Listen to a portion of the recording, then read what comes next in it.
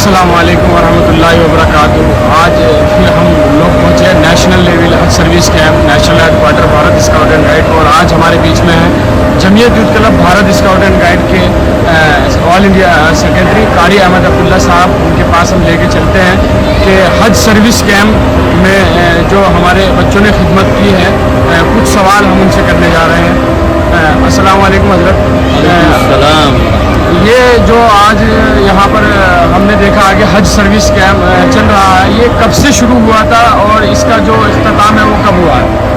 ये 7 अप्रैल से शुरू हुआ और आज 7 मई से 25 मई तक पहली फ़्लाइट पहुँच रही है, यहाँ से जारी हुई है। 9 मई को 2 बजे रात में शुरू होकर के आज तकरीबन 4 बजे यहाँ से आखिरी बस रवाना हुई है और 8:05 पे इंशाल्लाह आखिरी फ़्लाइट है उज्जाज की। हमारी टीम ने उसमें काम किया। अच्छा, बहुत बहुत शुक्रिया हज़रत। मेरा दूसरा जो सवाल है आपसे कि यहाँ पर जो हज कमेटी और भारत स्काउट एंड गाइड और जमीयत यूथ क्लब तीनों साथ मिलके काम कर रही है, तो आपकी क्या राय है कि तीनों का जो कॉम्बिनेशन है एकता के साथ, कैसे आपका तजुर्बा रहा? तीनों एक साथ, एक संस्था, बड़ी ऑर्गेनाइजेशन है तीनों, तो कैसे काम कर रहे हैं एक साथ? माशाल्लाह ज़बरदस्त। हज कमेटी चूँकि एक इंतज़ामी मामला है, गवर्नमेंट की तरफ से हाजियों को वहाँ जाना और वापस आने का पूरा निज़ाम है, और जमीयतुल हिंद और भारत स्काउट एंड गाइड को अगर देखें तो ये इनका काम है खिदमत करना। इनका मकसद ही है लोगों की इंसानियत के काम आना। तो माशाल्लाह हमारी टीम ने खिदमत का काम अंजाम दिया है और यही हमारा मिशन है। अच्छा, और तीसरा हमारा आपसे सवाल है कि जो आज़मीन हज से मिलकर क्या तजुर्बा हुआ, क्या महसूस हुआ? आज़मीन हज से मिलकर तो ये हर ईमान वाले का अपना एक जज्बा होता है, और जब वो देखता है कि कुछ दीवाने लोग दीवानगी के साथ अल्लाह के रास्ते में जा रहे हैं, बैतुल्लाह के चक्कर लगाएंगे, लब्बैक अल्लाहुम्मा लब्बैक की सदाएँ गूंजेंगी, तो ये एक मोमिन ही बतला सकता है कि उस वक्त उसके एहसासात क्या होते हैं। और जो वहाँ जा चुका होता है उसके तो अजीब ही जज्बात होते हैं। जैसे कोई शायर ये कहता है, मुझे फ़ुरक़त में रहकर फिर वो मक्का याद आता है, मुझे फ़ुरक़त में रहकर फिर वो मक्का याद आता है, वो ज़मज़म याद आता है, वो काबा याद आता है। कभी सफ़ा और मरवा के दरमियान दौड़ना, कभी हरम में जाकर के नमाज़ें पढ़ना, उन जज्बात को हम अपनी ज़बान से शायद अदा करना मुश्किल है। उनसे मुलाकात करके अपनी ये खुशी होती है। अच्छा, इसमें आपने जो ये यहाँ सेवा प्रदान की है, तो हाजियों के लिए, आने वाले जो हाजी थे उनके लिए क्या क्या सुविधा यहाँ प्रोवाइड कराई गई? जो आज़मीन हज हैं यहाँ से जिन्होंने इरादा किया है, हमारी तालीम में ये बताया जाता है कि वो अल्लाह के मेहमान हैं। सऊदी हुकूमत भी उन्हें ज़ुयूफ़ुर रहमान कहती है कि अल्लाह के मेहमान।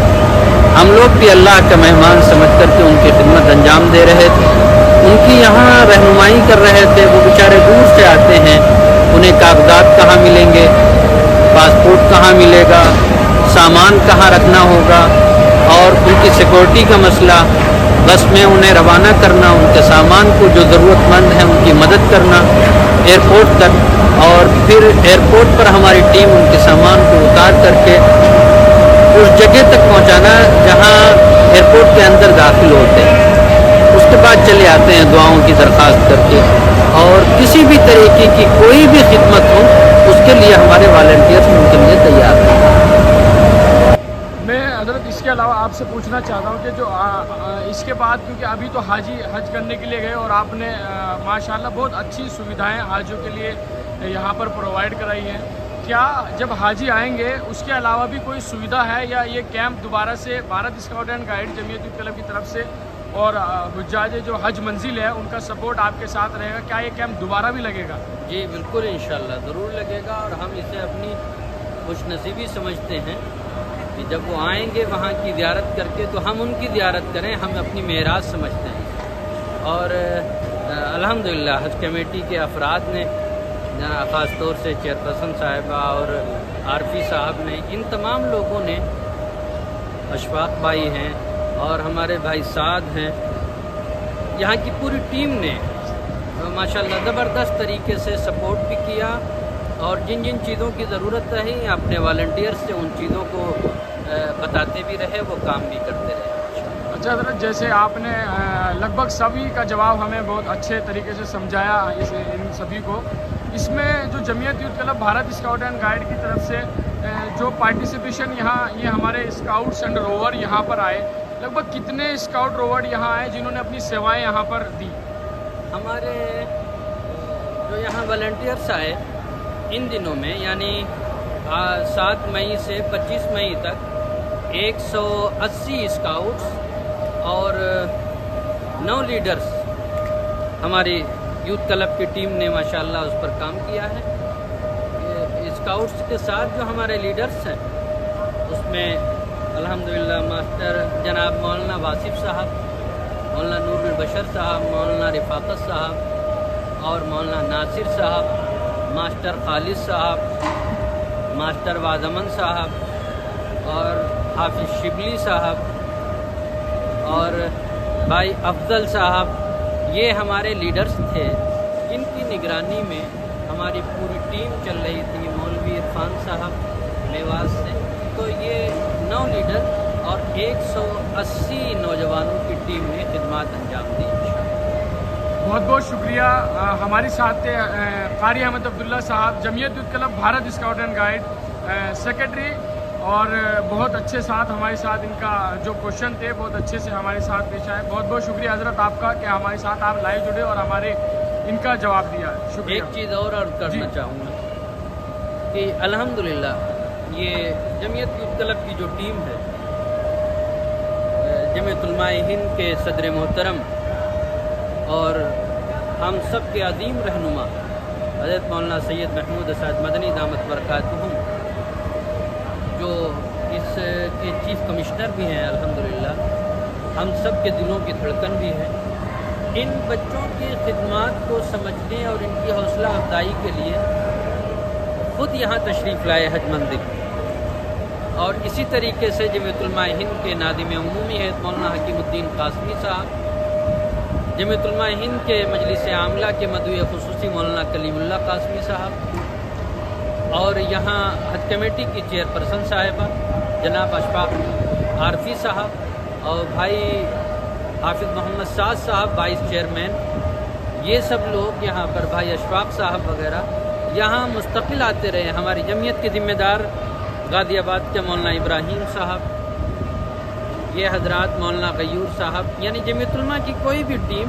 یہاں پر جیسے معلوم ہوتا کہ وہاں ٹیم خدمت انجام دے رہی ہے، تو سبھی لوگوں نے آ کر کے یہاں بہت اس کی سراہنا کی، حوصلہ افزائی کی، ہمیں اس سے بہت قوت اور طاقت ملی۔